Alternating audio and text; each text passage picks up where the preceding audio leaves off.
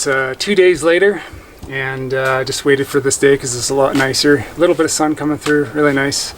It was super rainy yesterday, so decided to hold off on filming. But we got our hole mixed up, and we had extra soil in here because all the wood that went in. I took out 2 wheelbarrow loads of rock, and then there was 2 large bags, pretty much 2 full wheelbarrow of earth that I took out and dumped over on the other Hügelkultur just behind me that I'm building up. It wasn't quite finished, so I dumped some soil there. And got this all mixed up, and we're just gonna dig out a hole now. I'm gonna start fairly large because I'm not sure how the roots are gonna spread or how long they are when I pull her out of her pot. So I'm gonna start with a bigger hole. Here she is. Let's see what we got. I hope there's not ants in the bottom. Maybe just some roly-poly pill bugs. Let's see, it's been kind of wet out, so they might be hiding in here. Wow, nothing yet. I think we might be okay. It's the 3rd week in August. Tree planting is best in the spring, of course. That's when I usually planted most of my trees in the spring. This one, I just didn't get around to it. I had too much other things going on. So we're planting her in late summer. So she's been growing in this pot since spring from the nursery. They got them bare root, and then they put them in pots this year. So, but it's actually just for a few months it's quite grown in and holding together. I thought perhaps it might have come apart more easily, but that's good. You can see nice growth on her because she's leafed out and whatnot. But I am gonna really disturb the roots quite a bit. I'm gonna pull them out so they really grow into the soil. Try to loosen it up as kindly as I can here. Just gonna spray the soil out from the roots. This is a really kind way of pulling roots apart, especially like with onions and other things. You can really separate them very kindly. See that there? That's good. You want that going right out. And this is soaking down my hole too, which I plan on doing as well, so that's perfect. Doing 2 things at once here. There we go. There's another nice taproot on there. Another nice taproot there that's going to be, I can pull out, get them spreading. Just going to keep doing that for a little bit, and then we'll show you after I get her all prepped. Okay, I think I got her pulled apart enough. I don't want to like completely pull her apart because there's not a whole lot of time left because it's almost fall here. But I've exposed the larger roots, kind of the tap roots here. So that's really important to get those exposed so that they can be straightened out so they can really grow in well. And we're also going to add got some granulated bone meal, got alfalfa pellets, and some 464 organic fertilizer. These are all certified organic, and we're going to do a little bit more glacial rock dust to ensure she has lots of minerals to get started. And I also have this other product that I had kicking around for many years. It's calcium oxide, and this will really add oxygen to the roots and calcium. It'll give it quite a boost. This is what I had laying around from the past, so I'm going to use some of that. You can use mycorrhizae is also another good product, so I'm using this kind of in place of mycorrhizae. So this will add calcium and oxygen, and it will really give it a jump start. And I'm not concerned about making a rich hole. Like it's often said, you want to plant your trees and not put too much manure and all that and fertilizer initially, because you want your tree to find its own nutrients so the roots will spread out and go past the hole on their own. But with such a large hole that I've created, I'm not concerned about that kind of theory. And I've planted lots of trees like this, and they just seem to develop really quick, and I'm not concerned about my trees staying or getting root bound within the hole because all the fertilizer and everything is there. This is a really big hole, and this one is actually square, so some people like to do square holes so that, you know, your roots might not grow in a circle as much. It might help a tiny bit, but this is the first square hole I've done, and so that's, you know, that could add in that as well potentially. But this is a really large hole, as you saw, with wood in the bottom and layers. I've got wood chips everywhere, there's fertility everywhere, so I'm really not concerned about making this like a rich nutrient hole. This is soil that I'm still building, and I've added all those layers in there, so it'll take some time to actually kind of just all decompose and get inoculated by all the microorganisms from the bones and manure and everything that I put in here. So I have a bunch of trees that I made quite rich, large holes, and they're just doing fantastic. So if they're on their third year, I don't see a problem whatsoever. So you got plenty, probably 3/4 scoop there. Put some of this on the outside.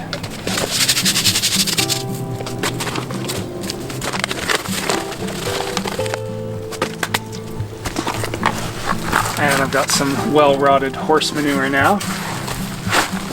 A little bit. Mix this all up in here.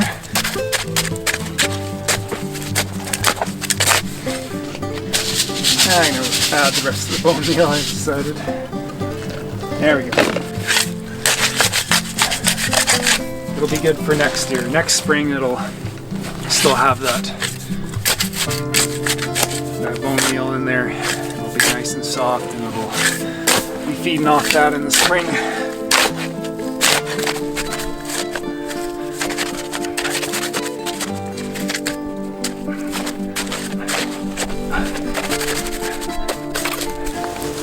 Now just figure out how we want her.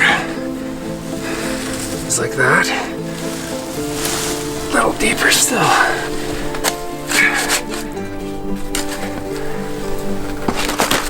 So a little of this.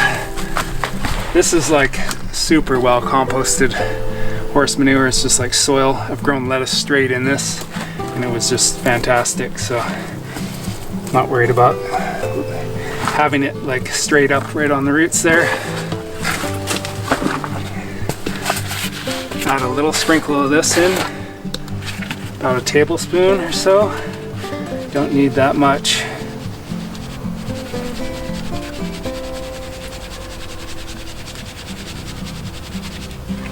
I think that's plenty.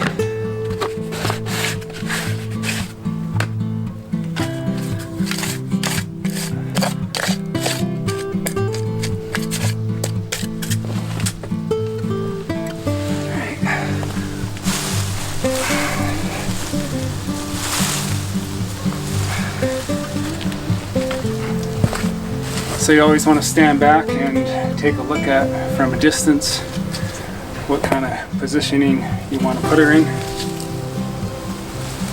This is my south, so I want her kind of the flatness to be in this direction, because I know that southern branches will easily grow this way. So I'm going to put the bulk, the majority of branches east to west, and we're forked two main leads here. I want to pull out our roots that we exposed, make sure they're going out.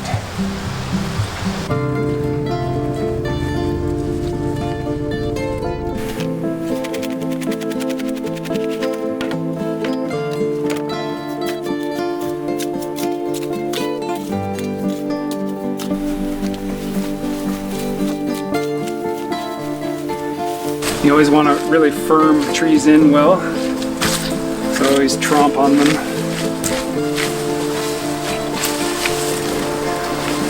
Making sure your crown is above grade. And this is the graft here, where it's, you can see where it's cut there and been grafted on, so you always make sure that that is above grade. You don't want any suckers coming out below your graft. I soak that hole down so much, it doesn't need much water. I'm going to give a little bit. Just make sure the immediate roots on the top are lots of water. Now we're going to do a bit of mulching. And we're going to give her a little prune. Got a bit of dieback here. Just a small pruning since it is fall and there's not a whole lot of growth time, and I disturbed the roots and they were already in a growing pot. You don't necessarily want to prune them super hard if they've been growing in a pot for a little bit. If they're a total bare root, you definitely want to lop them off so they pretty much just look like a stick, and then you want to plant it in spring ideally when they're like that. Lop it off and they'll grow some nice side branches. In this case, we got some fairly decent branching already, so we're just prune off some of these dead branches, some of the tips here. Just do a real light pruning, and then next year we'll prune her a bit harder.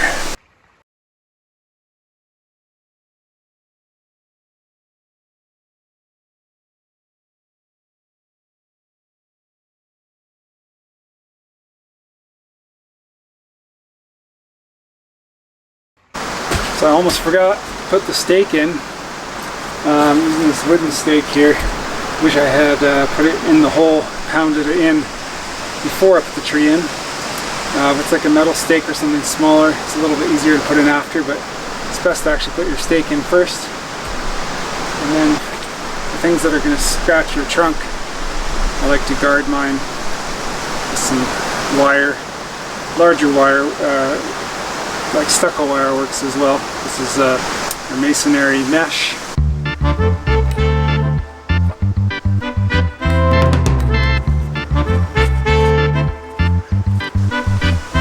Okay, that should go on down now.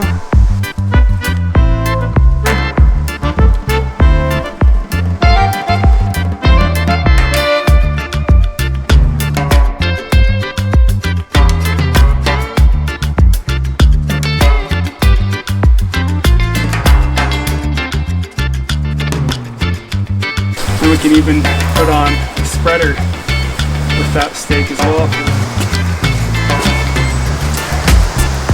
Having a juice break here. Just a bit of a juice fast this morning. Cucumber, a little beet in there. Okay, we got our stake in. It's about as close as I can get it since it was a potted tree. I don't want to smash into the roots, so put it on a little bit of a tip there. Right, we got some pruners, and make sure they're clean, especially for a peach tree or nectarine. They're more susceptible to disease. They often have this kind of dieback thing on the branch tips that happens, so it's going to take the bottom ones off so we can put our collar on here. We're going to get the mulch on now, and then we're going to do a pruning, and we might start training on her as well.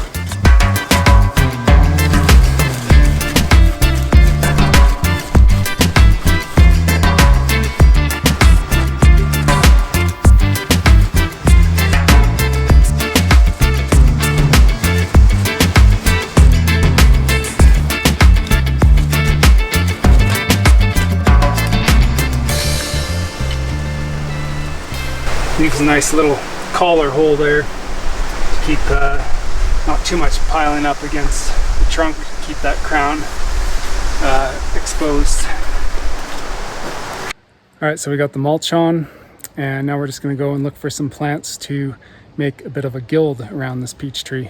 So first off, I had in mind these licorice plants, which have been really struggling. I'm not quite sure why. I need to research type of soil they like more, because they haven't been growing much. But we're going to plant at least one of these, and these take about 3 years, and then you can dig some of the roots for licorice flavoring for tea, or mainly for tea it's used. Okay, last year I moved my nursery over to this back little hole here, which might have been a mistake because they almost died a couple of times, so I didn't get to watering them because they weren't right in front of my face. A bunch of my sea buckthorn babies. Some nice catalpa trees that were started by seed from my brother-in-law.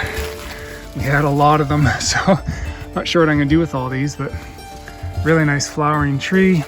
We got lilacs, lots of honeysuckle, some porcelain berry in there, hydrangea, got delphinium, jostaberry, European almond, which I kept finding them sprouting. I must have thrown them out in the compost, so I got a few of these now. This is the largest one. 2 mountain ashes here. This primula grape, beautiful plant, is barberry and willow. I forget what variety. They're more like hedging. I got some gooseberries in here. These are called, not campanula, but they make little bell-like flowers. This is a purple one. I'm gonna bring that one over and throw her in. Some volunteer marrow plants here.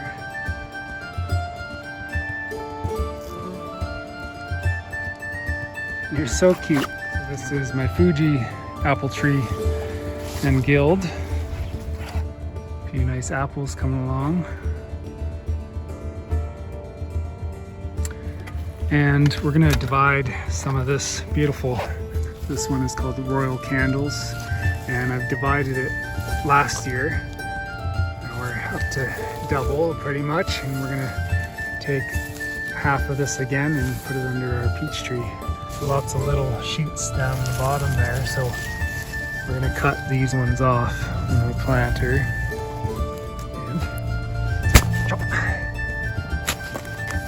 There we go.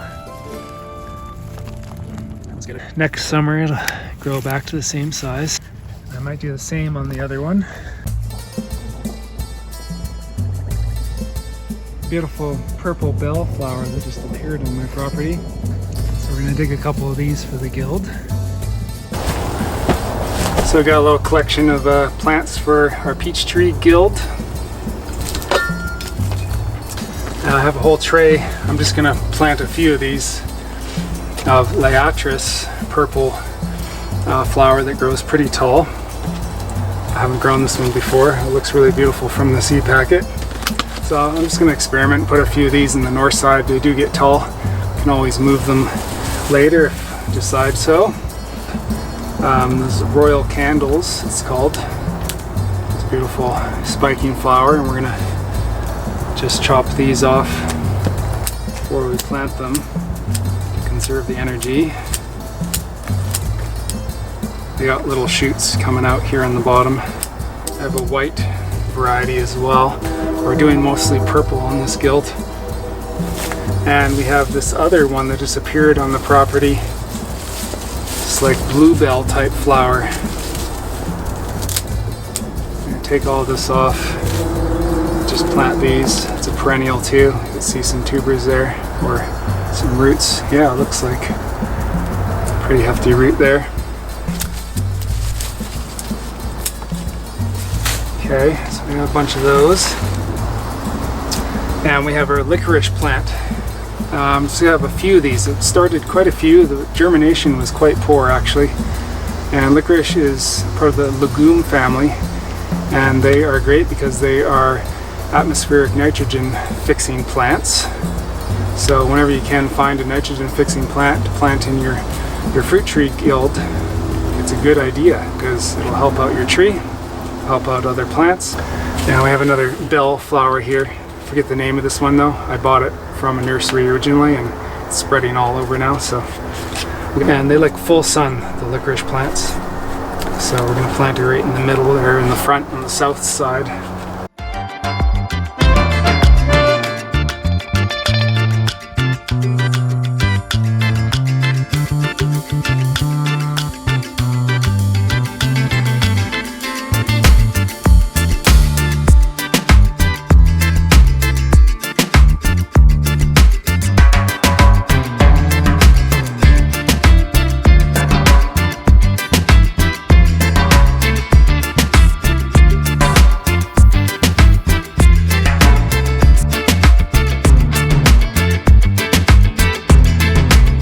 Still have some marigolds that haven't gone in.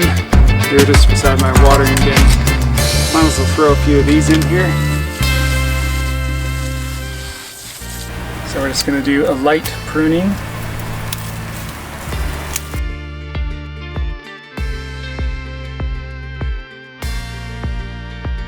That's pretty good. I'm going to take the leaves off a little bit. I'm just going to cut out some of the branches that are on the inside here. Quite congested. Just a couple small ones.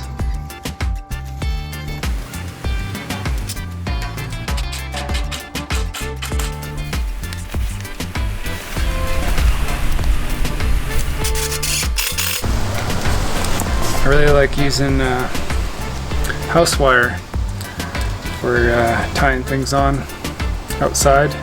So they're weatherproof and they last a long time. Keep reusing them. They're thick enough, but they don't hurt plants or trees.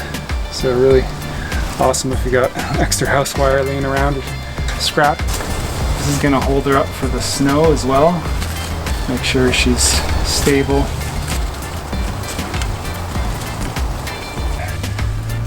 Nice long one.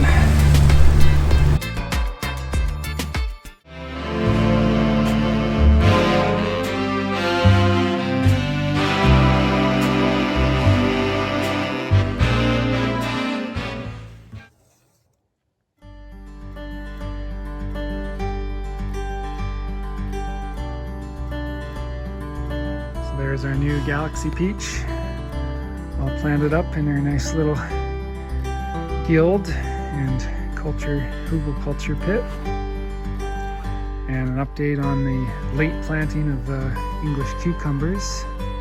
We're doing pretty well. Nice broad leaves now, lots of nice growth, lots of flowers, and little cukes are starting, a whole bunch of them.